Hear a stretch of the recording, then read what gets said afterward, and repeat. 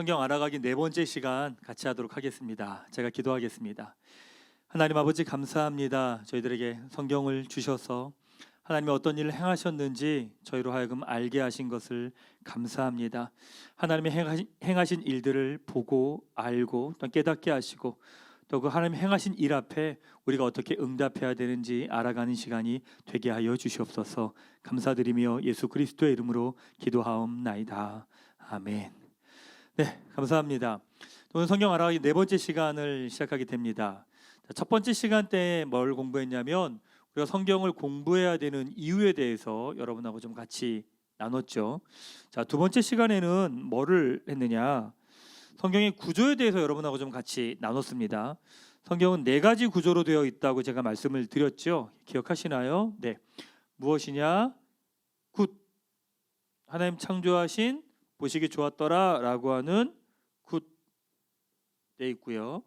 그 다음에 어떤 게 되어 있느냐? 배드가 되어 있고요. 그 다음에 굿뉴스, 굿. 이게 네 가지 구조로 되어 있다고 말씀을 드렸습니다. 그래서 하나님 창조하신 것, 인간이 또한 범죄한 것, 또한 그것을 회복시키시는 십자가의 좋은 소식 굿뉴스, 또한 그것과 함께 시작된 이 땅의 하나님 나라, 이 네 가지 구조로 되어 있습니다. 그리고 이제 세 번째 시간에는 어떤 걸 배웠느냐? 성경은 7가지 이야기로 되어 있다라고 말씀을 드렸죠. 7가지는 이야기 뭐냐? 여기는 창조 이야기가 진행이 되죠. 창조 이야기가 진행이 됩니다. 자, 배드는 무엇이냐면 이스라엘 이야기가 진행이 됩니다. 이스라엘 이야기가 진행이 되죠. 그래서 여기까지가 구약의 내용입니다. 그렇죠? 그래서 구약의 내용이 보면 구약은 크게 두 가지 이야기로 되어 있다고 볼 수 있습니다. 창조 이야기와 이스라엘 이야기로 되어 있죠. 자, 그 다음에 이제 굿뉴스에서는 어떤 게 진행되느냐? 예수님 이야기가 진행이 됩니다. 예수님 이야기가 나오죠. 그리고 예수님이 십자가에 죽으시고 부활하시고 승천하시면서 또 성령이 임하시면서 이제 교회 이야기가 시작이 됩니다. 교회 이야기가. 그리고 그 교회 이야기의 끝에 우리 주님이 다시 오실 때 완성 이야기가 나옵니다. 그렇죠? 그리고 요 밑에 쭉 동시에 같이 진행되는 게 있는데 그게 무엇이냐면 세계 역사 이야기가 함께 진행이 되는 거죠. 역사 이야기. 자, 그렇죠? 네, 보시면 성경은 이 세상의 시작과 끝을 이야기해주고 있죠. 그래서 세상은 시작과 끝을 이야기해주지 않습니다. 눈에 보이는 것이 전부이기 때문에 그냥 눈에 보이는 것으로만 이야기를 합니다. 그러니까 이 세계 역사 이야기가 전부일 수밖에 없죠. 그러니까 세계 역사 이야기 안에 살아가는 사람들은 내가 무엇을 위해 살아가야 될지 어떤 것을 해야 될지 잘 모릅니다. 그냥 눈앞에 있는 것, 지금 내가 먹고 사는 것, 내가 하고 싶은 것, 그게 전부일 수밖에 없겠죠. 그래서 보면 결국 이 땅을 살아가는 사람들은 두 가지 이야기 안에서 살아가게 됩니다. 하나는 무엇이냐? 하나님 나라 이야기 안에 살아가는 거고요. 두 번째는 무엇이냐? 세계 역사 이야기 안에 살아가는 겁니다. 그래서 창조 이야기는 하나님 나라 이야기는 창조와 또한 이스라엘 이야기와 예수님 이야기와 교회 이야기와 완성 이야기의 이 이야기 안에서 나를 바라보면서 이해하고 살아가는 거고요. 세계 역사 이야기는 딱 배드의 이야기 안에서 자기 자신을 바라보며 살아가는 겁니다. 그러니까 배드의 본질은 그거잖아요. 하나님과 관계가 단절된 상태에서 인간이 혼자 살아가려고 애쓰면서 살아가는 것, 그게 세계 역사 이야기입니다. 세계 역사 이야기를 이렇게 쭉 공부를 하시다 보면 대부분 그렇잖아요. 세계 역사 이야기는 동시에 전쟁의 역사의 이야기이기도 합니다. 그러니까 역사는 전쟁의 역사라는 책에 보면 그런 이야기합니다. 전쟁은 왜 일어나느냐? 공급이 부족하기 때문이라는 거죠. 공급이 부족하기 때문에 이 부족한 공급 안에서 내 것을 챙기기 위해서 나타나는 행동이 전쟁인 겁니다. 그러니까 어떻게 보면 세계 역사 이야기는 결국엔 전쟁의 이야기입니다. 내 것을 챙기고 내 것을 가져야 되고 뺏어야 되는 거죠. 그게 세계 역사 이야기입니다. 결국 사람들은 두 가지 이야기 중에 하나의 이야기를 선택하며 살아갑니다. 하나님 나라 이야기를 갖고 살아가느냐, 아니면 세계 역사 이야기를 갖고 살아가느냐라고 라는 거죠. 하나님 나라 역사 이야기와 세계 역사 이야기, 중요한 게 있습니다. 여기서 나의 이야기를 어디에 위치하느냐, 그게 신앙입니다. 신앙은 단순하게 교회를 다니고 성경책을 보고 예배하고 기도한다는 것을 넘어서 이런 큰 이야기 안에 내 자신을 어디에다 위치하느냐라는 거죠. 예수님을 믿는다는 이야기는 어떤 이야기냐? 내 자신을 이 창조 이야기, 이스라엘 이야기, 예수님 이야기, 교회 이야기 안에 나의 이야기를 해당시키는 겁니다. 위치하는 거죠. 그러니까 나의 시작을 어디로 보느냐? 하나님의 창조로 보는 거죠. 그렇죠? 그럼 나의 역할을 뭘로 보느냐? 하나님이 창조하셔서 아브라함을 부르셔서 아브라함에게 주신 하나님의 약속들의 연장선상 안에서 나를 이해하는 거죠. 그 예수님이 하신 일, 그다음 교회의 부르심, 이 모든 흐름 안에서 나의 삶을 이해하는 겁니다. 그렇죠. 그게 바로 예수님을 믿는다는 이야기입니다.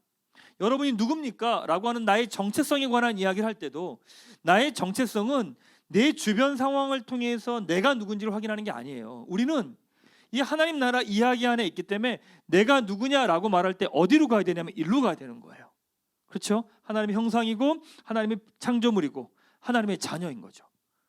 그러니까 우리의 모든 정체성과 삶의 이야기를 어디서부터 이해하느냐? 이 하나님 나라 이야기 안에서 이해를 하는 겁니다. 그래서 신앙이 없는 분들은 대부분 내 자신을 어디서 이해하느냐? 이 안에서 이해하죠. 이 세계 역사 이야기 안에 둡니다. 그러니까 먹고 사는 거, 성공하는 거, 승리하는 거, 이기는 거, 뭐 그거 외에는 목표와 방향이 없는 거죠. 왜 사람들이 많이 허무해하는 줄 아십니까? 허무해하는 이유는 완성, 결론이 없기 때문에 그렇습니다.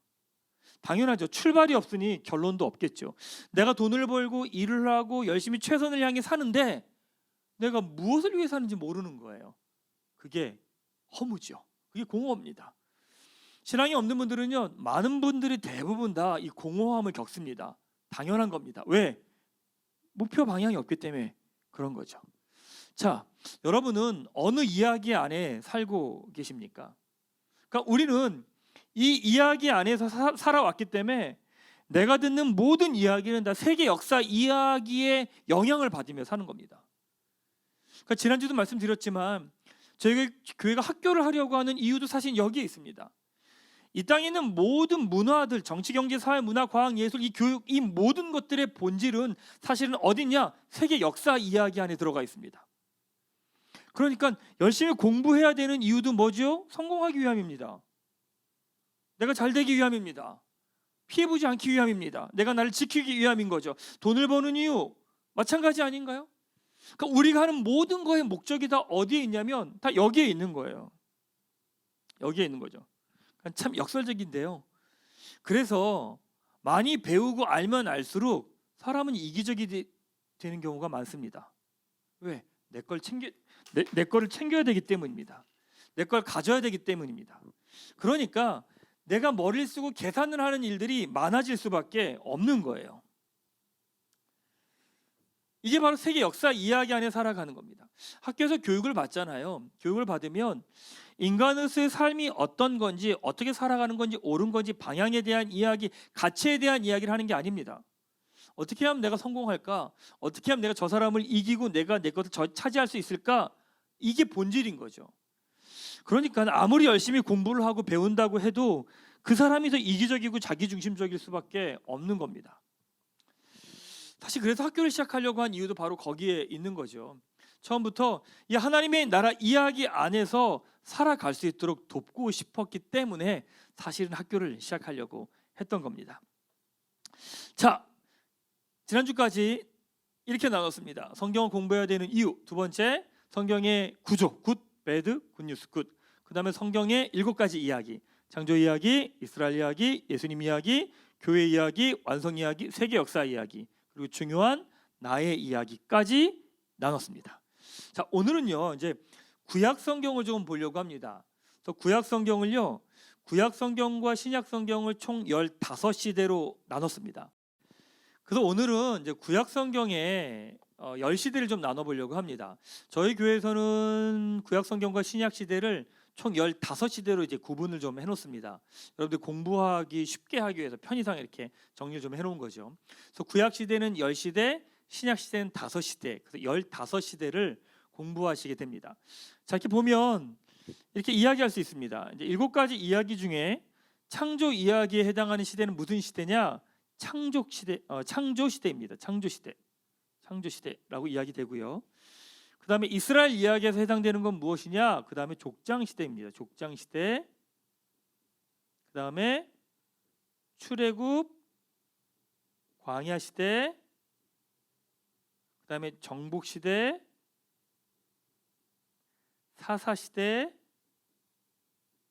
네. 그 다음에 다니엘 왕국 시대,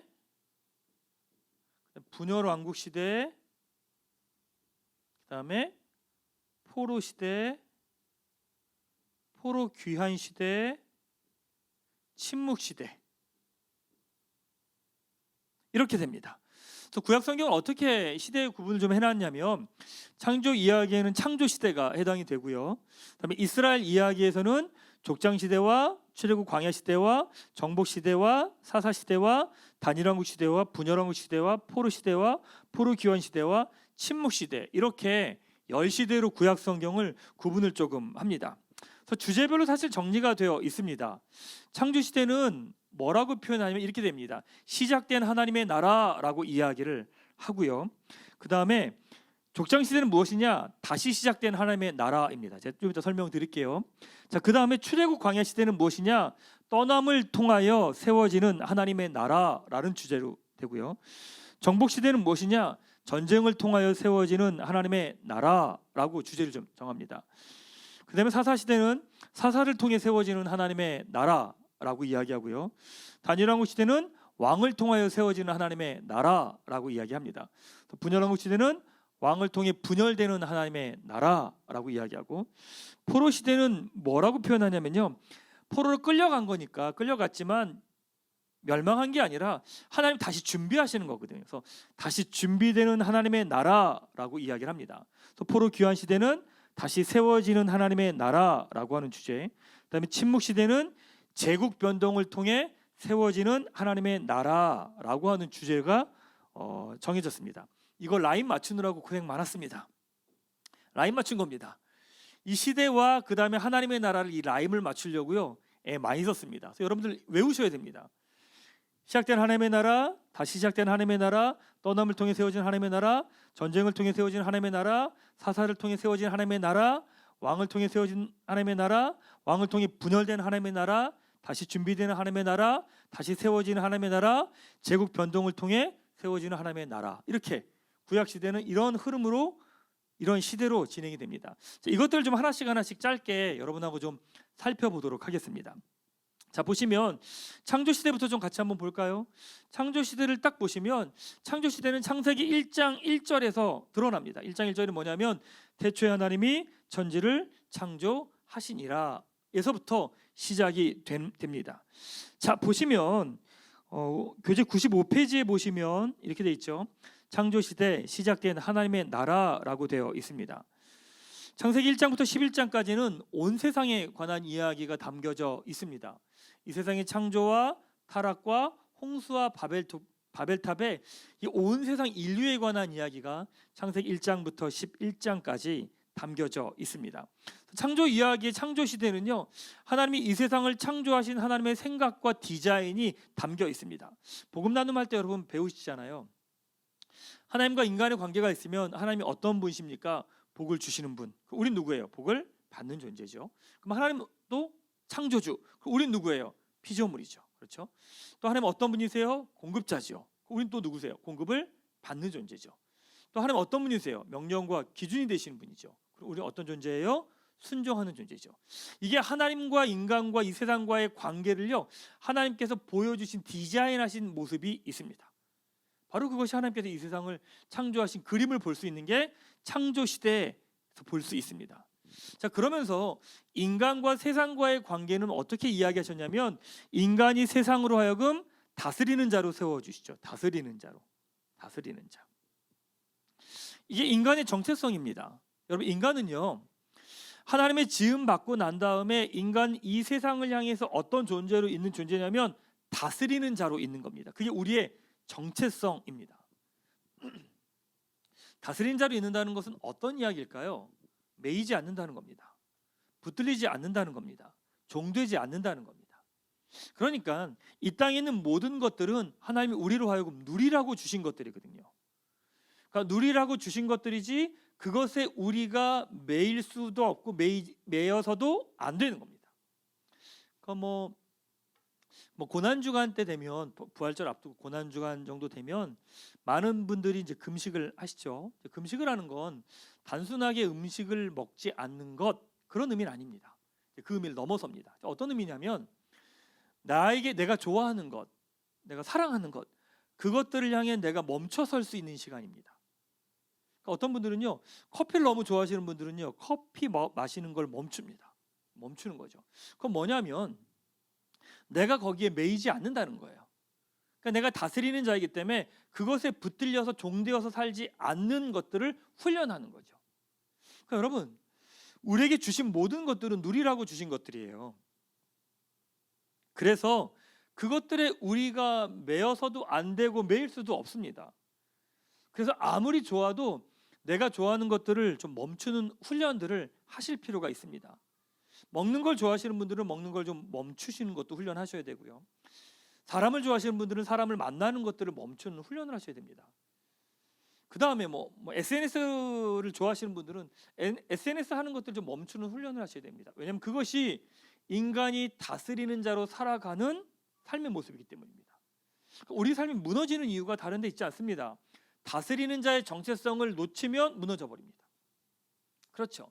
어찌 보면 우리 이 땅에 있는 모든 것들은 다 누리면서 사는 건데 어떤 것들이 나의 마음을 너무 아프게 하고 힘들게 한다라고 할 땐 돌려 말하면 이런 의미입니다. 그것에 내가 묶여 있는 겁니다. 매여 있는 거죠. 내가 종되어 있는 겁니다. 그러면 힘이 드는 거죠. 그게 이제 우리에게 고난처럼 다가오는 겁니다. 하나님께서 이 세상을 창조하시면서 인간으로 하여금 이 땅에 다스리는 자로 우리를 세워주셨습니다. 그래서 우리가 이 땅에서 다스리는 자로 살아갈 때 이 땅 가운데 어떤 것이 일어나느냐, 하나님의 나라의 모습이 드러나게 되어 있다라는 거죠. 드러나게 되어 있다는 겁니다. 자, 창조 시대에는 이제 하나님이 디자인하신 모습들이 여기 가운데 드러나 있습니다. 자, 두 번째 나누는 것은 무엇이냐면 족장 시대입니다. 족장 시대 보면 창세기 12장 1절부터 3절까지 말씀이 가장 핵심이 됩니다. 자, 교재 98페이지에 보시면 중간에 창세기 12장 1절부터 3절까지 성경 말씀이 있습니다. 제가 이 말씀을 읽도록 하겠습니다. 여호와께서 아브라함에게 말씀하셨습니다. 내 고향, 내 친척, 내 아버지의 집을 떠나 내가 내게 보여줄 땅으로 가거라. 내가 너를 큰 민족으로 만들고 내게 복을 주어 내 이름을 크게 할 것이니 내가 복의 근원이 될 것이다. 너를 축복하는 자에게는 내가 복을 주고 너를 저주하는 자에게는 내가 저주하리니 땅의 모든 족속이 너로 인해 복을 받을 것이다. 네, 하나님께서 아브라함을 부르시죠. 족장 시대는 뭐라고 이야기하느냐? 다시 시작된 하나님의 나라라고 이야기합니다. 왜 그러냐면 창조 시대 가운데 하나님이 이 세상을 창조하셔서 하나님과의 아름다운 관계를 만드셨는데 인간이 범죄함으로 그 관계가 깨어집니다. 그러니까 창세기 4장에 보면 가인이 아벨을 죽이는 사건이 나오잖아요. 그게 어떤 이야기냐면 인간의 죄가 이 땅 가운데 확산되는 것을 보여주고 있는 겁니다. 그것이 확산되면서 계속 확산이 되는 거죠. 그래서 바벨탑 사건까지도 그것이 계속 이어지게 되는 겁니다. 그러면서 하나님과 인간의 관계가 깨어졌어요. 근데 하나님이 어떻게 하시냐면 이 깨어졌으면 그래 니네들 소망 없다, 그냥 인간 내가 다시 창조하면 되지라고 하지 않으세요. 어떻게 하냐면 답 없는 그 인간들 가운데서, 범죄하고 있는 인간들 가운데서 아브라함을 부르십니다. 부르셔서 왜 부르셨을까요? 다시 하나님의 나라를 시작하시겠다는 거죠. 지난주 이제 강의할 때 말씀을 드렸죠. 하나님께서 아브라함을 택하신 이유가 뭐냐라는 거죠. 우리는 언제나 그 이유를 찾고 싶어하는 마음이 있어요. 아, 저 사람이 저런 특별함이 있어서, 저런 믿음이 있어서 하나님이 저 사람을 택하셨다라고 생각을 합니다. 아닙니다. 생각해 보십시오.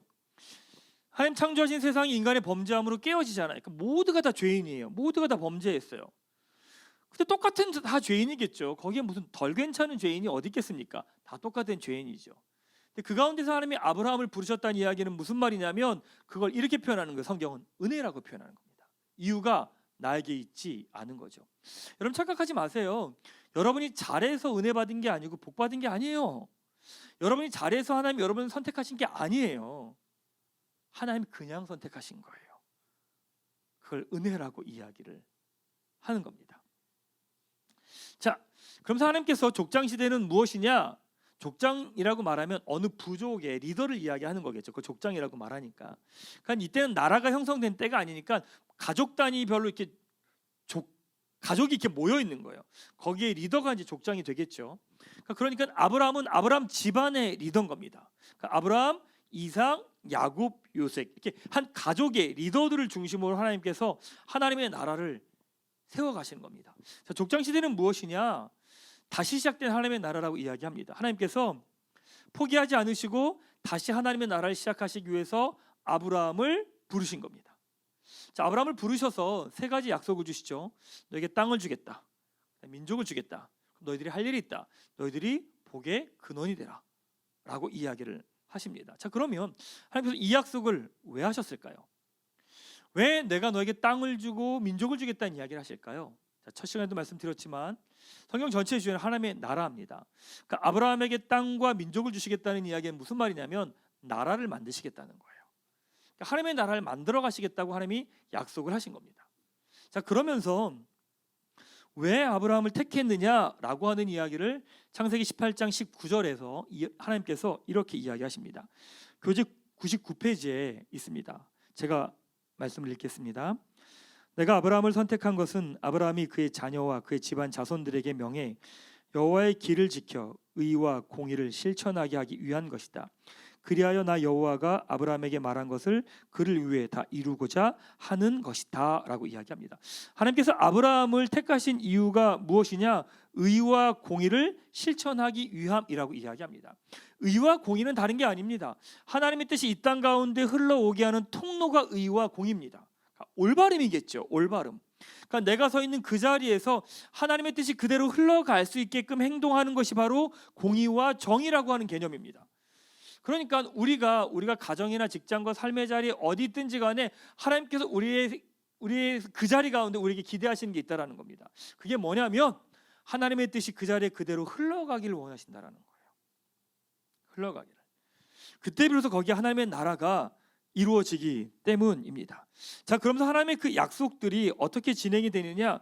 아브라함과 이삭과 야곱과 요셉이라고 하는 자손들을 통해서 하나님의 나라의 약속들이 이어져 가게 됩니다. 자, 하나님께서 땅을 주시겠다, 민족을 주시겠다고 약속을 하잖아요. 그럼 성경은 나중에 기회가 되시면 성경 읽으실 때 하나님의 약속을 중심으로 한번 읽어보십시오. 재밌습니다. 왜요? 약속하셨으니까 하나님이 약속을 지키시겠죠. 그러니까 하나님이 약속하신 걸 그 약속을 하나님이 어떻게 지키시는지를 한번 보십시오. 그럼 성경을 읽는 또 다른 관점이 열립니다. 하나님이 아브라함에게 땅과 민족을 주시겠다고 약속을 하셨잖아요. 그러면 앞으로 진행되는 일은 어떤 이야기겠습니까? 그렇죠. 땅을 주시는 이야기, 민족을 주시는 이야기, 축복의 통로로 세워가시는 이야기가 성경 가운데 나오겠죠. 맞습니다. 그 이야기가 성경 가운데 진행이 됩니다. 또 족장 시대는 어떤 이야기냐? 아브라함과 이삭과 야곱과 요셉을 통해 하나님의 약속이 이렇게 이어져 오는 것들을 볼 수가 있습니다. 아브라함과 이삭과 야곱과 요셉이 잘했다 잘못했다를 평가할 때 언제나 뭐랑 연결이 되냐면요, 하나님의 약속하고 연결이 됩니다. 그러니까 그 하나님의 약속을 아브라함과 이삭과 야곱과 요셉이 그 약속에 신실했느냐, 그것이 아브라함과 이삭과 야곱과 요셉이 의인이냐 아니냐를 구분하는 기준점이 됐던 거죠. 그러니까 착한 일을 했느냐 착한 일 안 했느냐가 아니라 하나님의 약속 앞에 어떻게 했냐라는 거죠. 그러니까 이삭에게도 하나님께서 하나님이 약속한 그 땅에 머물러라 라고 할 때 이삭이 이집트나 다른 땅으로 가지 않고 하나님이 약속하신 그 땅에 머무릅니다.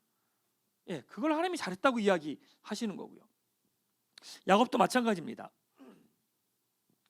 야곱도 아들 요셉을 잃어버리고 난 다음에 아들 요셉이 총리가 됐다는 이야기를 듣습니다. 그러면 죽었다고 생각했던 그 아들을 보게 되면 얼마나 그 아들이 보고 싶겠습니까? 근데 야곱이요, 당장 아들에게 달려가지 않습니다. 어디로 가냐면 브엘세바로 갑니다. 브엘세바에서 하나님께 기도합니다. 왜 그런 거냐면 하나님이 약속하신 그 땅을 떠나는 것에 대한 부담감이 야곱에게는 있는 겁니다. 그러니까 하나님 뭐라고 말씀하시냐면 이렇게 말씀하시는 거예요. 그 땅을 떠나 이집트 땅으로 가는 것을 두려워하지 말라고 이야기하십니다. 그리고 그 땅에서 내가 너로 큰 민족을 이루겠다라고 하는 하나님의 약속을 다시금 기억나게 하십니다. 그 하나님의 말씀을 듣고 그제서야 야곱이 이집트로 향합니다. 그러니까 족장시대는 하나님의 약속을 아브라함과 이삭과 야곱, 요셉을 통해서 하나님의 약속이 이어져가는 이야기들이 나옵니다.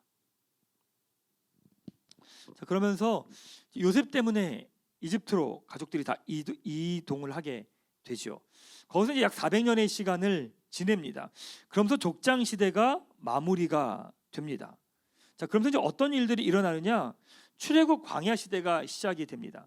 성경에 보면 출애굽기 1장 7절 말씀에 보면 이런 말씀이 기록되어 있습니다. 출애굽기 1장 7절에 이렇게 기록되어 있습니다. 이스라엘 자손은 생육하고 불어나 번성하고 매우 강하여 온 땅에 가득하게 되었더라라고 이야기합니다. 그러니까 이스라엘 백성들이요, 가나안 땅에 이집트에 들어가서 그곳에서 많은 무리들로 번성하기 시작한 겁니다. 하나님께서 이스라엘 백성들을 번성하게 하신 거죠. 그러니까 아브라함에게 주신 약속을 아브라함과 이삭과 야곱과 요셉을 통해서 그 약속을 하나님이 이루어 가신 겁니다. 성경에 보면 그 중간중간마다 족보가 나오잖아요. 족보가. 왜 족보가 나오는 줄 아십니까? 족보는 우리가 족보를 읽으면서 아니 우리 집안 족보도 안 읽는데 뭐 남의 집안 족보를 읽겠습니까? 족보의 의미는 어떤 의미냐면 하나님의 그 약속을 지키고 계시다는 이야기입니다.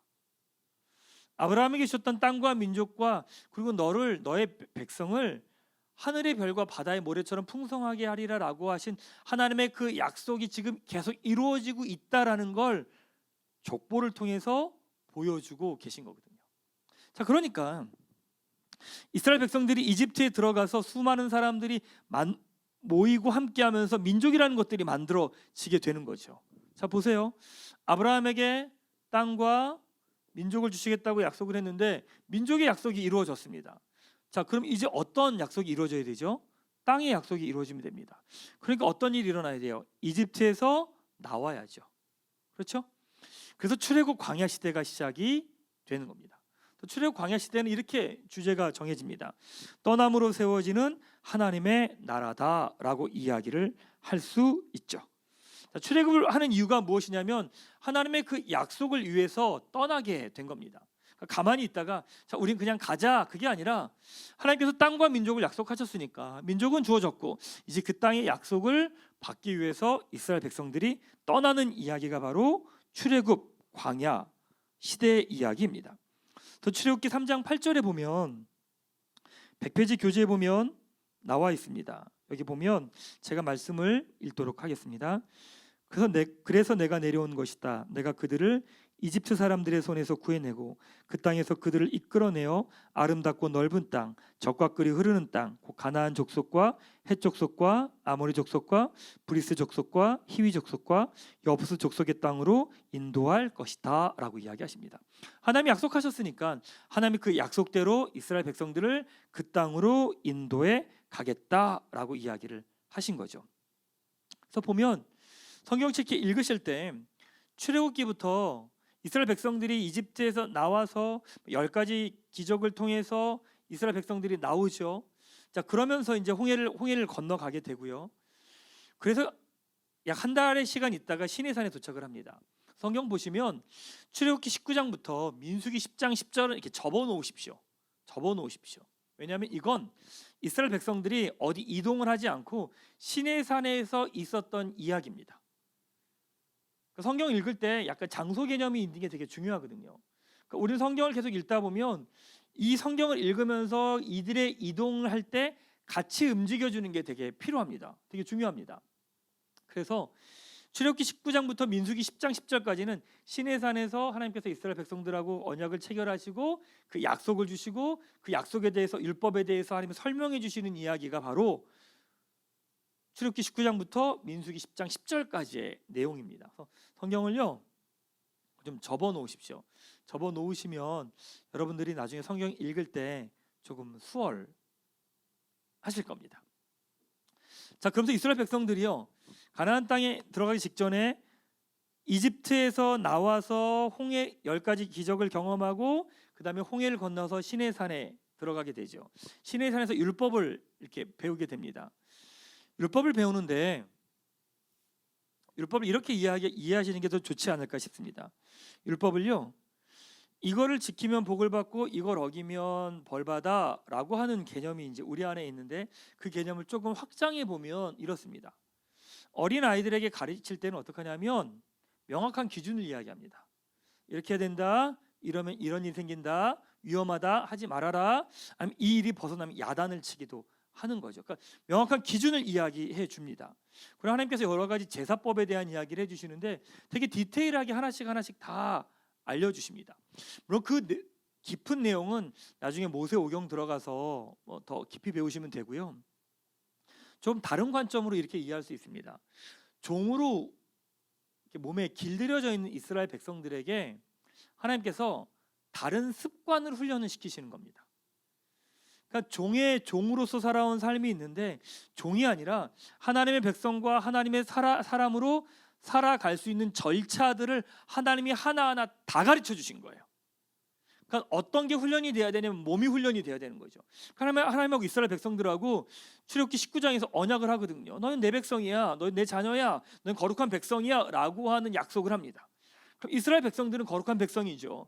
근데 이스라엘 백성들의 몸은 여전히 400년의 시간 동안 종으로 몸에 익숙해져 있는 거예요. 거룩한 백성인데 종의 몸에 습관들이 있는 거죠. 하나님께서 율법을 주면서 거룩한 백성으로 살아가는 삶의 모습을 율법을 통해서 몸에 훈련을 시키시는 거예요. 그러니까 예를 들면 이런 음식을 먹어라, 이런 음식을 먹지 말아라, 이런 것도 더 깊이 들어가면 여러 가지 설명할 수 있겠죠. 이렇게 설명할 수 있습니다. 종들은요, 배고프면 다 먹습니다. 가리지 않습니다. 내가 먹고 사는 게 더 중요하지 무슨 내가 내 신분이 종이니까 아무거나 다 손에 잡히는 거 다 먹겠죠. 근데 거룩한 백성이기 때문에 너희들이 거룩한 백성이기 때문에 너희들이 먹을 것들을 구분하라는 거예요. 훈련을 시키시는 거죠. 그러니까 내가 너무 배고파요. 이게 먹고 싶은데 맞다, 하나님 먹지 말라고 했지 라고 하면서 내가 먹는 것들을 절제하고 훈련하고 멈추는 훈련들을 하는 거죠. 그 훈련을 통해서 깨닫는 거예요. 난 거룩한 백성이구나, 나는 다른 백성이구나, 나는 이제 종이 아니구나 라고 하는 거를 배워가는 거예요. 예. 물론 제사법에 하나하나의 의미가 다 있습니다. 이제 그거 따로 배우시면 될 것 같고요. 그러니까 하나님께서 이스라엘 백성들에게 너희 거룩한 백성인데 너희들의 몸의 습관이 종의 습관이 되어 있으니까 거룩한 백성에 맞는 행동을 하는 훈련을 하나님이 율법으로 가르치신 거예요. 아주 디테일하게 하나하나. 그러니까 이제는 이스라엘 백성들이 자기의 감정과 느낌과 충동대로 살 수가 없는 거죠. 왜? 하나님 율법대로 정해주신 게 있으니까.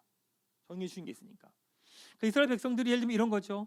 안식일에도 자기가 일하던 사람들이잖아요. 당연히 일을 시켰겠죠, 이집트에서. 그러니까 자기가 또 먹고 싶으면 안식일에도 뭔가를 하고 일을 하고 움직였잖아요. 근데 하나님은 안식일은 쉬라고 이야기하시는 거예요. 그러니까 종으로 산 사람은 다 몸 중심이고 감정 중심이니까 거기 따라 움직인단 말이에요. 근데 율법은 감정과 생각과 느낌 중심이 아닙니다. 하나님 말씀 중심입니다. 그럼 그 말씀에 나를 맞춰가는 훈련을 하는 거죠. 율법은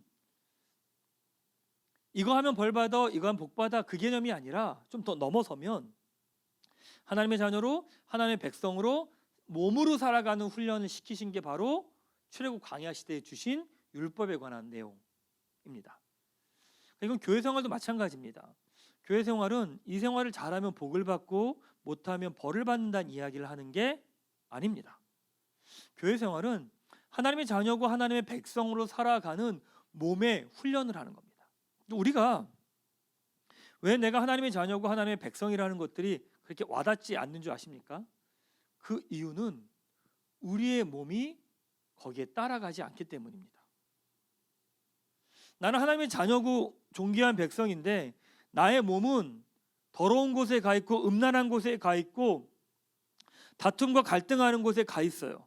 그러면 내 정체성과 내 몸이 여기 있으면 내 정체성을 인식을 못합니다. 그러니까 내가 정말 존귀한 사람이라면 존귀한 사람은 내가 먹는 것, 마시는 것, 행동하는 그 모든 것들을 다 관리합니다. 거기에 맞는 행동을 하는 거죠.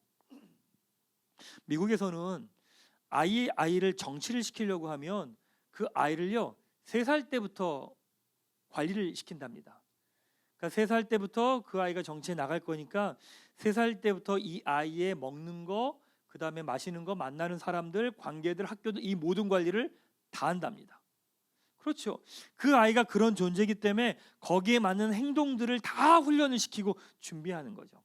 교회 생활은요 여러분들 하여금 복을 받게 하고 복을 받지 않게 하는 것에 대한 이야기를 하는 게 아닙니다. 교회 생활은 예수님의 십자가를 통해서 우리에게 주어진 새로운 존재, 피조물, 하나님의 형상, 하나님의 사람이라고, 하나님의 자녀라고 하는 이 정체성을 더 구체적으로 알아가고 깨달아가고 살아갈 수 있도록 이야기해주는 구체적인 가이드라인이라는 거죠. 자, 그게 바로 이 출애굽 광야 시대 가운데 나오는 이야기입니다. 사실 이야기하려면 한두 끝도 없습니다. 여기서 하나만 더 이야기하고 넘어가면 이스라엘 백성들이 가나안 땅에 들어가기 전에 모세에게 이런 이야기를 합니다. 정탐을 하자고 이야기를 합니다. 그래서 정탐을 하고 오게 되죠. 정탐을 하고 와서 두 부류로 나뉩니다. 저기 들어갈 수 없다, 들어가지 말자라고 하는 부류와 아니다, 저희 하나님 약속하신 땅이다, 우리가 들어가자라고 하는 이 두 부류로 나뉘어지게 됩니다. 이스라엘 백성들이 그 보고를 듣고 난 다음에 10명은 가지 말자고 하고 여호수아 갈렙 2명은 가자고 말하니까 이스라엘 백성들이 불안함과 두려움들이 밀려온 거예요. 그러니까 모세를 돌로 쳐 죽이려고 합니다. 돌아가고 싶다는 거죠. 그런데 하나님께서 그것들을 멈추게 하십니다. 그리고 나서 이스라엘 백성들에게 벌을 내리십니다. 어떤 벌을 내리시냐면 너희들이 믿음으로 취해야 될 그 땅을 40일간 돌아다니면서 믿음으로 봐야 될 그 땅을 믿음으로 보는 게 아니라 너희들의 이성과 감정과 생각으로 그 땅을 보고 왔다는 겁니다.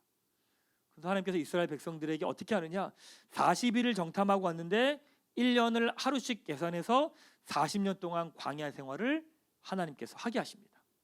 이스라엘 백성들이요 40년 광야 생활을 합니다. 광야 생활을 합니다. 부정적인 의미로 보면 바로 들어갈 수 있는, 일주일이면 들어갈 수 있는 가나안 땅을 40년 동안 방황을 한 사건이 되는 거죠. 근데 하나님의 사건들은 언제나 양쪽의 측면이 있습니다. 이게 부정적인 측면으로 볼 수 있다면 긍정적인 측면은 무엇이냐? 40년 광야 생활 동안 이스라엘 백성들은 율법으로 훈련받은 거예요. 모세를 통해서 율법을 배운 거죠. 이 결과가 어디서 드러나느냐? 그 다음에 정복 시대에 드러납니다.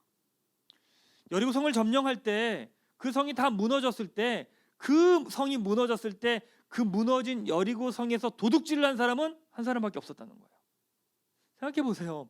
우리나라에서 만약에 뭐 어디 무너졌다 그러면 약탈, 우리나라뿐만 미국도 다 마찬가지 아닌가요? 어디가 무너졌다 그러면 약탈하고 도둑질하고 별일이 다 일어날 겁니다. 이스라엘 백성들은요 딱 한 사람만 범죄를 합니다. 그게 어떤 의미냐면 광야의 생활 동안 이스라엘 백성들이 율법으로 훈련을 받은 거예요. 하나님의 말씀으로 훈련을 받은 거죠. 그 훈련받은 결과가 어디서 드러나느냐? 정복 시대에서 드러나게 된 겁니다. 40년 광야 생활을 마치고 난 다음에 이스라엘 백성들이 가나안 땅에 들어가기 전에 모세가 다시 한번 율법을 이야기합니다. 그게 뭐냐면 신명기입니다. 신명기는 새로운 신명기가 아니라 거듭 신명기입니다. 그러니까 하나님의 명령을 거듭 이야기한 게 신명기입니다. 그러니까 여러분들이 성경을 읽다가 신명기를 딱 읽으시면 이렇게 생각하면 돼요. 아, 가나안 땅에 들어가기 바로 직전이구나.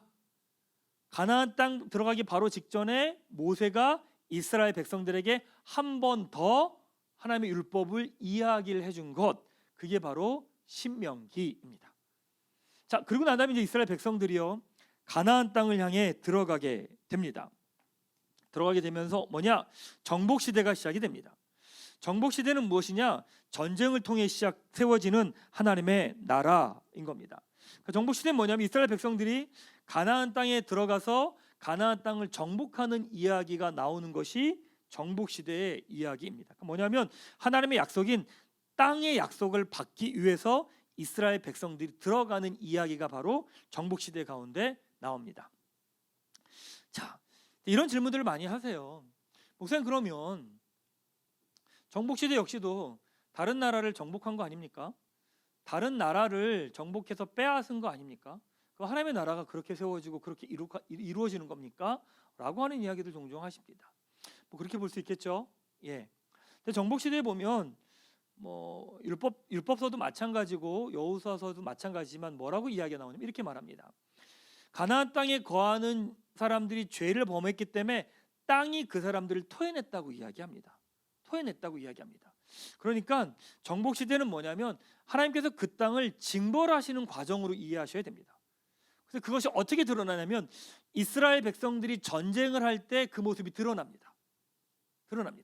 자, 그 첫 시작이 어디서 나오느냐? 이스라엘 백성들이 이제 가나안 땅을 향해 들어갈 때 첫 번째 관문이 있습니다. 그게 뭐냐? 요단강을 건너가는 거죠.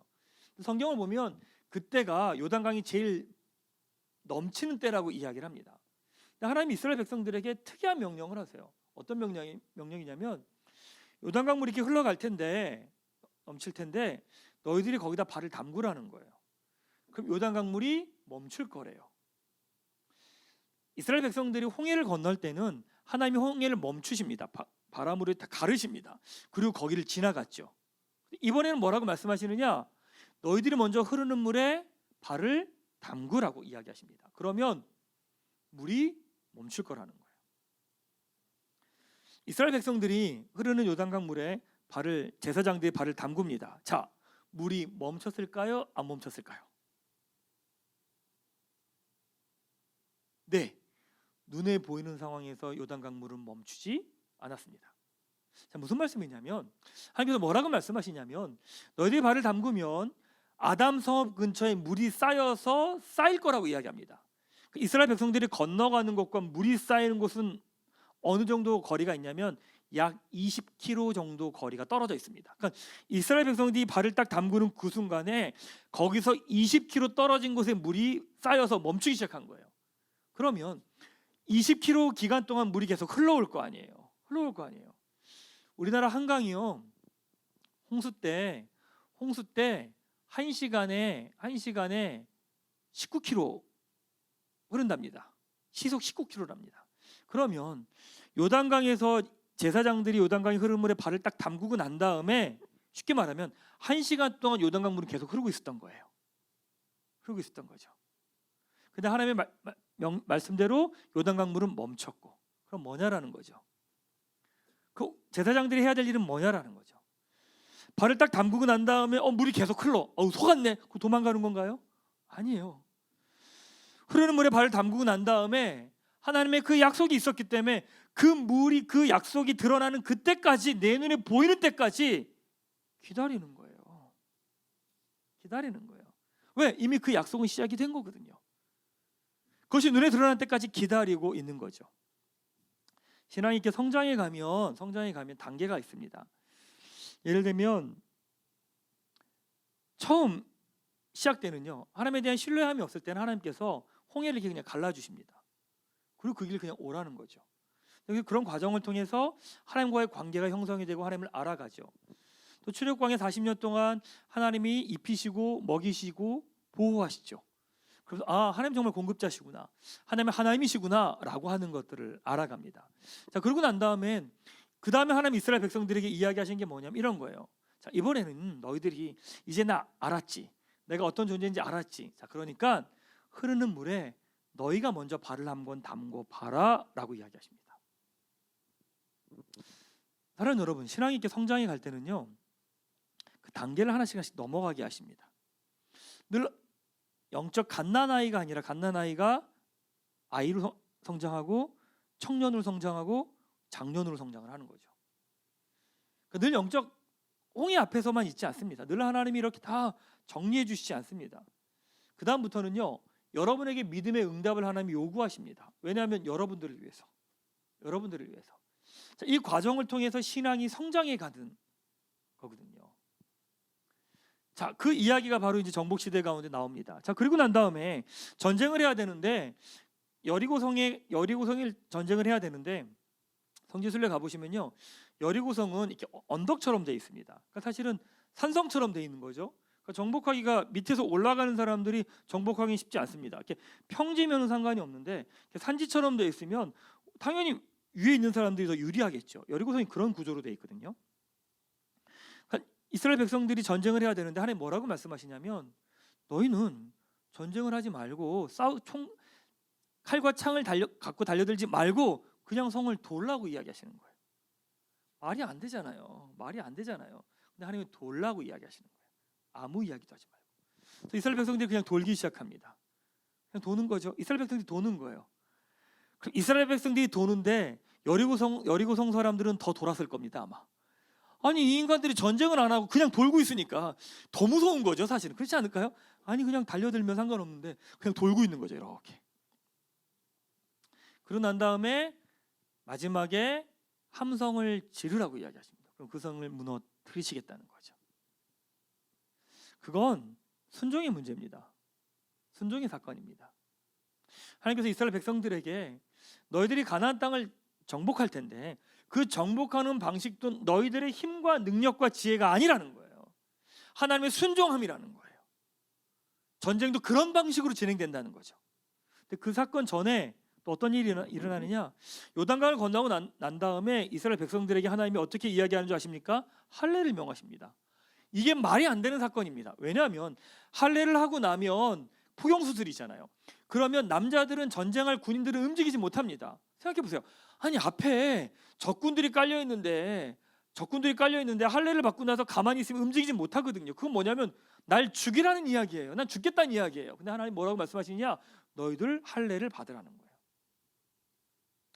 하나님 요단강을 건너가는 거나 할례를 받으라고 하는 거나 그다음 여리고성 전쟁을 하는 거나 하나님이 전혀 말도 안 되는 일을 계속 시키시는 거예요. 왜? 이 전쟁은 너희 방식으로 하는 게 아니라는 거예요. 이 방식은 너희들의 힘으로 하는 게 아니라는 거예요. 이 전쟁은 하나님의 뜻이 이루어지는 전쟁이지 너희들의 능력이 드러나는 전쟁이 아니라는 거예요. 그러면서 이스라엘 백성들이 전쟁을 해 나갑니다. 자, 그러면서 어떤 일이 일어나느냐? 아간이라는 사람이 여리고성이 무너졌을 때 거기서 얼마간의 재산을 훔쳐옵니다. 근데 그것으로 인해서 이스라엘 백성들이 아이성 전투에서 집니다. 자, 생각해 보십시오. 전쟁에서 그게 질 이유입니까? 아니 전쟁에서 얻은 것들을 가지고 훔쳐온 게 다른 전쟁에서 싸움에서 져야 될 이유가 되나요? 이유가 안 됩니다. 군사력이 약하거나 무기가 없거나 보급품이 없거나 아니 그래서 지는 건 괜찮죠. 그런데 그전 전쟁에서 하나님의 약속을 어기고 물품을 훔쳐왔다고 져요? 말이 안 돼요. 근데 여러분 하나님의 전쟁은 그래요. 하나님의 전쟁은 그래요. 어쩌면 우리의 삶에서도 그럴 수 있다는 거죠. 우리가 하는 모든 일 가운데 우리의 방식이 우리의 철저한 이성과 계획과 생각으로 되는 게 아니라는 거예요. 하나님의 사람들은 하나님의 방법으로 진행을 해야 되는 거예요.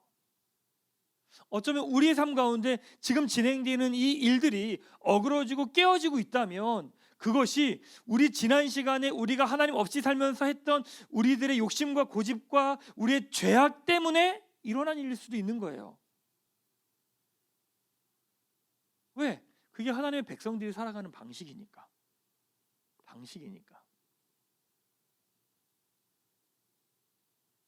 우리는 여전히 이 시대와 이 세상의 방식으로 이해하고 생각을 합니다. 돈이 있어야 되고 능력이 있어야 되고 힘이 있어야 되고 더 잘해야 된다고 생각을 합니다. 근데 하나님께 그건 의미가 없습니다. 성경적으로 표현하면 얼마나 하나님의 말씀에 순종하느냐가 더 중요한 것이죠. 또 다르게 표현하면 얼마나 아무도 보는 사람이 없을 때 너의 모습, 그 모습이 본질이라는 거예요.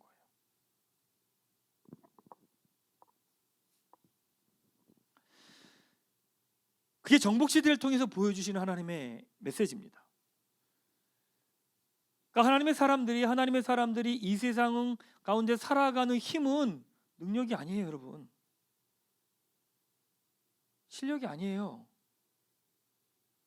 탁월함이 아니에요. 순종이에요. 하나님의 뜻이 하나님의 마음이 내가 그 말씀 앞에 온전히 순종함으로 반응하며 나의 삶의 자리에서 살아가는 것, 그게 우리의 능력이라는 거예요. 능력이라는 거죠. 그렇게 이 세상이 그렇게 살아갈 때 이 세상 가운데 하나님의 나라가 드러나는 거죠. 하나님의 나라가 이루어지는 거고요. 이스라엘 백성들이 그런 과정을 통해서 가나안 땅을 정복을 하게 됩니다.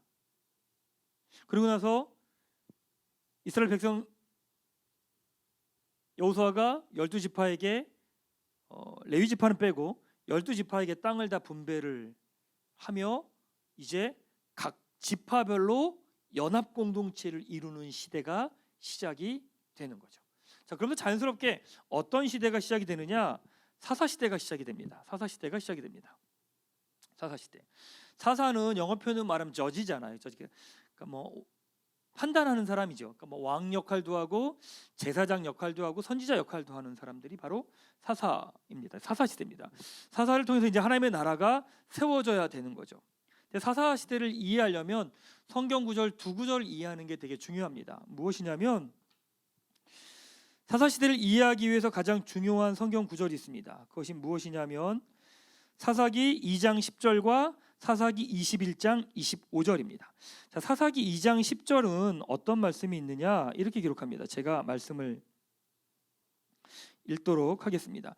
사사기 2장 10절 말씀은 이렇게 기록되어 있습니다. 그 세대 사람도 다 그 조상들에게로 돌아갔고 그 후에 일어난 다른 세대는 여호와를 알지 못하며 여호와께서 이스라엘을 위하여 행하신 일도 알지 못하였더라라고 이야기합니다. 자, 그다음에 사사기 21장 25절 말씀입니다. 맨 마지막 말씀인데 이렇게 기록하죠. 그때 이스라엘 왕이 없으므로 사람이 자기 소견에 오른 대로 행하였더라라고 이야기합니다. 자, 사사기를 읽는 건 이 두 구절이 사사기를 이해하는 핵심입니다. 이거죠. 여호와를 알지 못했다. 그래서 자기 소견에 오른 대로 행했다. 이겁니다. 이게 사사기입니다. 그래서 사사 시대는 사람들이 어떤 말을 많이 했을까요? 이런 말을 많이 했을 겁니다. 내가 보기에. 그거잖아요. 여호와를 알지 못하고 자기 소견에 오른 대로 행하니까 내가 보기에 이런 말을 되게 많이 했었을 겁니다. 내가 보기에 이게 오라. 내가 보기에 이렇게 오라. 이게 해야 돼. 아마 그런 얘기를 많이 했을 겁니다. 이 두 구절을 가지고 사사 시대에 일어난 모든 사건들을 이해하셔야 됩니다. 그러니까 정복 시대 이후에 사사 시대는 연합 공동체입니다. 12지파가 한 나라를 이룬 게 아니라 연합 공동체로 흩어져 다 있는 거죠. 또 레위인도 흩어져 있는 거고요. 그래서 어려움을 겪으면 그 12 연합 공동체 중에 하나의 사사가 등장해서 그 다른 나라와들과 대적하고 이기면서 이스라엘 연합 공동체를 구원해내는 역할들을 하게 되는 거죠. 사사기 보면 되게 답답합니다. 우리 모습 똑같아요. 범죄하고 고난하고 그다음 부르짖고 그리고 하나님 다시 구원해주고 이게 똑같이 반복이 되는 거예요. 똑같이 반복이 패턴이에요. 얼마 동안? 400년 동안. 왜 이런 일이 일어나냐면 여호와를 알지 못했고 자기 소견에 옳은 대로 행하다 보니까 패턴이 반복되는 거예요. 400년 동안. 한 예를 한번 들어볼까요? 사사시대에 보면 가장 아는 사람이 누구냐? 기드온이라는 사람을 여러분들이 기억을 할 겁니다. 기드온이 하나님께서 기드온에게 이렇게 이야기하죠. 미디안하고 전쟁을 하라라고 이야기합니다. 근데 기드온이 뭐라고 말하냐면 하나님 징표를 보여주십시오라고 이야기를 합니다. 어떻게? 한 번은 솜털이 있으면 솜털만 적고 땅은 마르고. 근데 하나님 그렇게 해주신 거예요. 그 다음에 어떻게 하느냐? 솜털은 마르고 땅은 젖고 이렇게 얘기를 하는 거죠. 그리고 나서 전쟁을 들어갑니다. 근데 그러면서 많은 분들이 그렇게 이야기해요. 그러니까 하나님의 뜻을 구해라라고 이런 이야기를 하십니다. 그런데 사사기는 그 이야기를 하는 게 아닙니다. 사사기 두 구절 말씀 이야기했죠. 여호와를 알지 못했다. 자기 소견에 옳은 대로 했다. 이 구절을 가지고 사사 시대의 사건들을 보셔야 됩니다. 기드온의 이야기는 뭐냐면 어떤 이야기냐면 하나님의 말씀보다 눈에 보이는 게 더 중요하게 여겼다는 이야기입니다. 하나님께서 미디안하고 전쟁해라 이길 거다라고 말씀하셨는데 하나님의 말씀보다 내 눈에 보이는 증거가 더 중요했다는 이야기를 하는 거예요. 그게 미디안의 모습이었다는 이스라엘의 사사시대의 모습이었다는 거죠. 또 삼손 이야기도 한번 해볼까요? 삼손을 보면 하나님이 택하신 사람이죠. 나시린입니다. 선택한 사람이죠. 마지막에 보면 삼손이 블레셋 사람들에게 잡혀서 눈이 뽑힌 상태로 블레셋에서 놀이기구가 놀잇감이 됩니다. 근데 마지막 순간에 이렇게 머리가 자라면서 삼손이 이렇게 이야기합니다. 하나님, 다시금 나에게 힘을 주셔서 나로 하여금 나의 이 원수들에게 내 원수를 갖게 해주십시오라고 이야기하면서 그 기둥을 껴안고 무너뜨리면서 수많은 사람들이 다 죽어버립니다. 그러면서 그걸 믿음의 행동이라고 이야기를 하죠. 그건 믿음의 행동이 아닙니다. 무슨 말이 있냐면 여호와를 알지 못했고 자기 소견에 옳은 대로 했다는 이야기 뭐냐면 그것 가지고 삼손의 모습을 보면 삼손은 여전히 어린아이입니다. 하나님의 뜻이 아니라 자기가 화가 나서 자기의 분노에 대한 보복의 결과로 그 행동을 하고 있었던 거죠. 사사가 지금 혼란한 시기입니다. 그래서 보통 이야기할 때 교회 쪼크, 교회 유머 그거예요. 사사 시대야. 이 말은요 완전히 혼란 시대라는 이야기입니다. 답이 없다는 이야기. 지 하고 싶은 대로 하고 있는 시대를 사사 시대라고 이야기합니다. 이런 혼란한 시대에 하나님께서 누구를 바라보고 계셨느냐? 보아스라는 사람을 바라보고 계십니다. 그래서 나타난 게 뭐냐면 룻기입니다. 룻기는 배경이 어디냐? 사사 시대를 배경으로 합니다. 룻기 1장 1절은 이렇게 합니다. 사사가 치리하던 때. 그러니까 룻기 1장은 룻기장 사사가 치리하던 때, 그 혼란하고 엉망이고 자기 소견대로 행하던 그때 가운데 일어난 사건들의 이야기가 룻기입니다. 사실 룻기는 약간 삼류 로맨스 분위기입니다. 뭐 이렇게 보면 야 이런 이야기가 성경에 들어가라고 할 정도의 이야기가 담겨져 있습니다.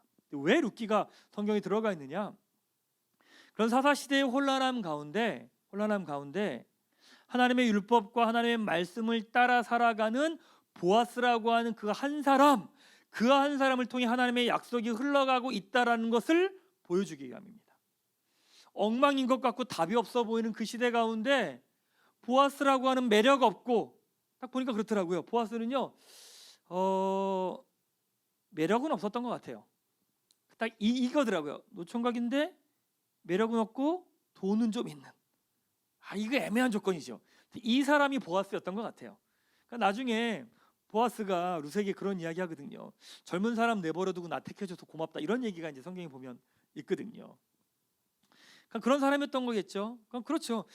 그 시대의 흐름에 따라가지 않고 어찌 보면 돈은 있는데 근데 매력은 없어. 왜 매력이 없냐면 하나님의 율법대로 말씀대로 이렇게 하다 보니까 원칙대로 이렇게 가는 거죠.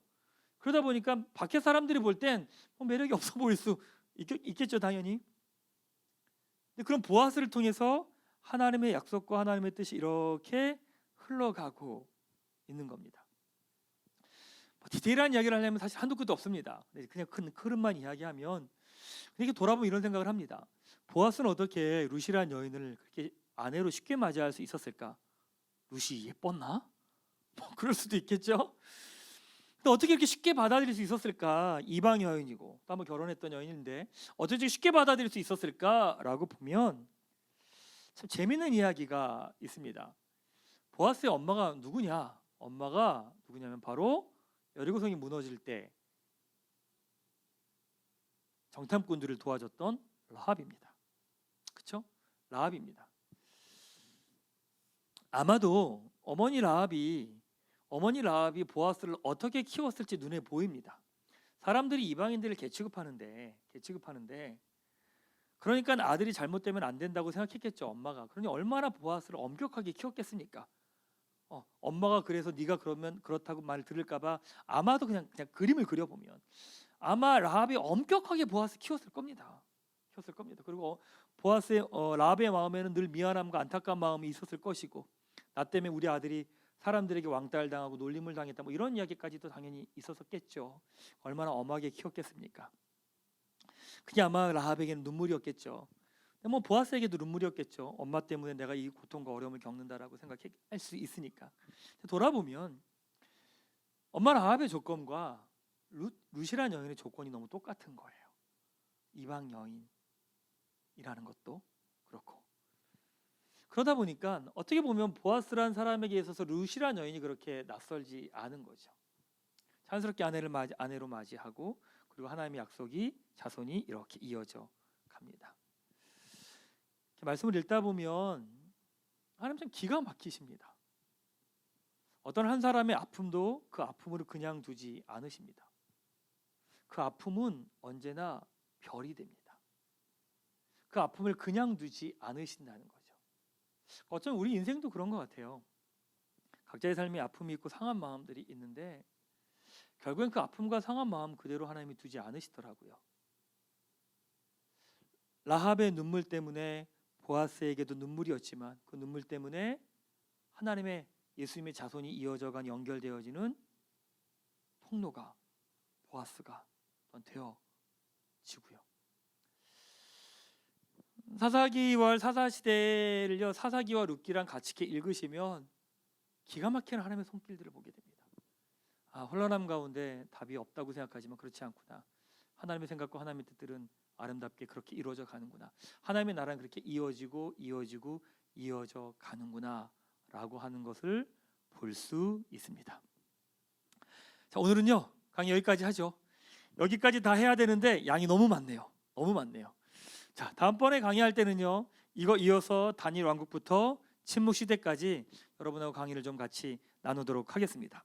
자, 이번 주 숙제가 있습니다. 이번 주 숙제가 있는데 교재 보시면 교재 맨 마지막 페이지 147페이지에 보시면 표가 있습니다. 그 표의 오른쪽에 간략하게 성경 읽기와 큰 그림으로 성경 읽기라고 하는 그 성경 읽기 표가 있습니다. 그러면 이번 주간에 여러분들께서 다음 주까지 보실 땐 간략하게 성경 읽기가 있습니다. 그래서 어디까지 읽으시냐면 사사시대까지 좀 읽고 오시면 좋겠습니다. 어디 읽게 되냐면 창세기 1장부터 3장, 창세기 12장, 그다음에 출애굽기 1장부터 6장, 그다음에 여호수아 1장부터 6장, 그다음에 11장 23절, 그다음에 사사기 2장과 사사기 21장과 25절 여기까지 다음 주에 강의 듣기 전까지 읽어 오시면 됩니다.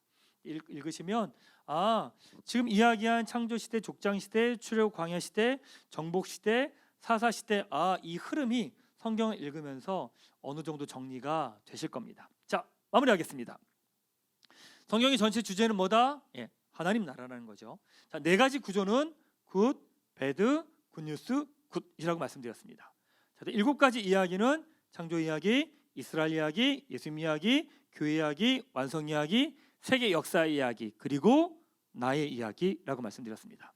자, 구약의 10시대, 오늘 10시대 중에서 5시대를 나눴는데 10시대는 이렇죠. 창조시대, 족장시대, 출애굽 광야시대, 정복시대, 사사시대까지가 오늘 여러분하고 함께 나눈 겁니다. 자, 여러분 이건 외우셔야 됩니다. 마지막 시험 볼 때 내용이 이겁니다. 4가지 구조를 쓰십시오. 7가지 이야기를 쓰십시오. 15가지 시대, 15시대를 쓰십시오. 그게 시험 문제입니다. 자, 여러분 이거는 외우셔야 됩니다.